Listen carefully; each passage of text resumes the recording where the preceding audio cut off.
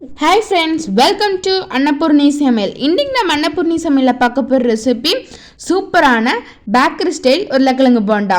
ரொம்ப சூப்பரா டக்குன்னு செஞ்சலாம். சரி வாங்க எப்படி செய்யலாங்க வீடியோக்கு போய் பார்க்கலாம். அதுக்கு இப்போ நான் 2 urulaikilangu நல்லா வேக வச்சு எடுத்து வச்சிருக்கேன். இப்போ இத நல்லா மசிச்சுக்கலாம். அடுப்புல ஒரு pan வச்சிருக்கேன். இப்போ இதுல ஆயில் ஊத்திக்கலாம். ஆயில் சூடாகட்டும். ஆயில் சூடாயிடுச்சு. இப்போ கொஞ்சமா கடுகு சேர்த்துக்கலாம். ஒரு 1 டேபிள்ஸ்பூன் சோம்பு, ஒரு பச்சை மிளகாய் சின்ன சின்னதாக கட் பண்ணி வச்சுருக்கேன், ஒரு சின்ன துண்டு இஞ்சியை கட் பண்ணி வச்சுருக்கேன், ஒரு மீடியம் சைஸ் பெரிய வெங்காயம்.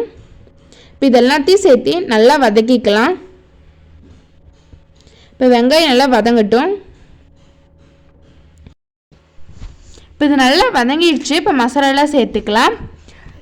1/4 டேபிள்ஸ்பூன் மஞ்சள் தூள், 1/2 டேபிள்ஸ்பூன் மிளகாய் தூள், 1 டேபிள்ஸ்பூன் கரம் மசாலா, தேவையான அளவு உப்பு, இதெல்லாம் சேர்த்து நல்லா அந்த மசாலாவோட பச்சை வாசனை போகிற அளவுக்கு வதக்கிக்கலாம்.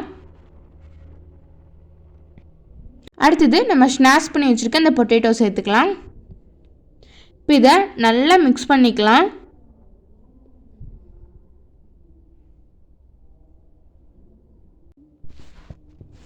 கடைசியாக கொஞ்சமாக கொத்தமல்லி தழை போட்டுக்கலாம். இப்போ நம்மளோட ஸ்டஃப் ரெடி ஆயிடுச்சு. அடுத்தது மாவு கரைச்சிக்கலாம். இப்போ நான் மாவு கரைக்கிறதுக்கு 1 கப் கடலை மாவு எடுத்திருக்கேன், 1 டேபிள்ஸ்பூன் மிளகாய்த்தூள், தேவையான அளவு உப்பு, 1 tablespoon Kashmiri chilli powder, 1 pinch சமையல் சோடா, இதெல்லாம் சேர்த்துட்டு நல்லா இது கலக்கிக்கலாம். அடுத்தது 1 குழிக்கரண்டி அளவுக்கு அரிசி மாவு சேர்த்துக்கிறேன். இப்போ இதை நல்லா மிக்ஸ் பண்ணிவிட்டு கொஞ்சம் கொஞ்சமாக தண்ணி ஊற்றி நல்லா திக்காக கரைச்சிக்கலாம். தண்ணி மாதிரி கரைச்சிடாதீங்க, நல்லா திக்காக கரைச்சிக்கோங்க.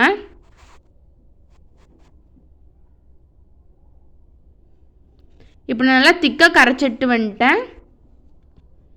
இதே மாதிரி கரைச்சிக்கோங்க.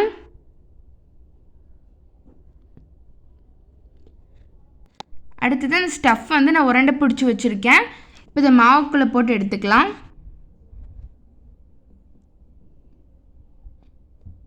ஒன்றுனா மாவுக்குள்ளே போட்டு இந்த மாதிரி எடுத்து நம்ம எண்ணெய்க்குள்ளே போட்டுக்கலாம்.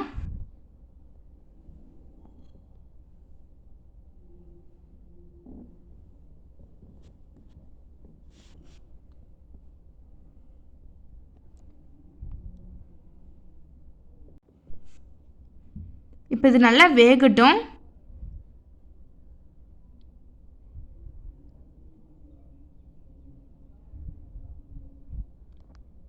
இப்போ இது நல்லா வெந்துருச்சு, நம்ம எடுத்துக்கலாம். இப்போ இது ஒரு பிளேட்டுக்கு மாற்றிக்கலாம். நம்ம நான் உங்களுக்கு பிச்சு காட்டுறேன். நல்லா சாஃப்டாக சூப்பராக இருக்குது.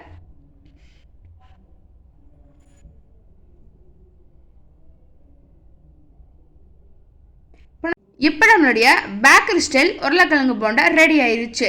உங்கள் வீட்டில் ஈவினிங் ஸ்நாக்ஸ்க்கு இதே மாதிரி செஞ்சு கூட ஒரு காஃபியோட குடிங்க, அவ்வளோ சூப்பராக இருக்குங்க.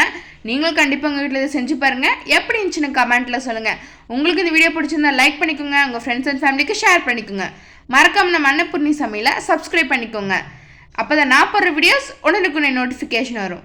Bye bye.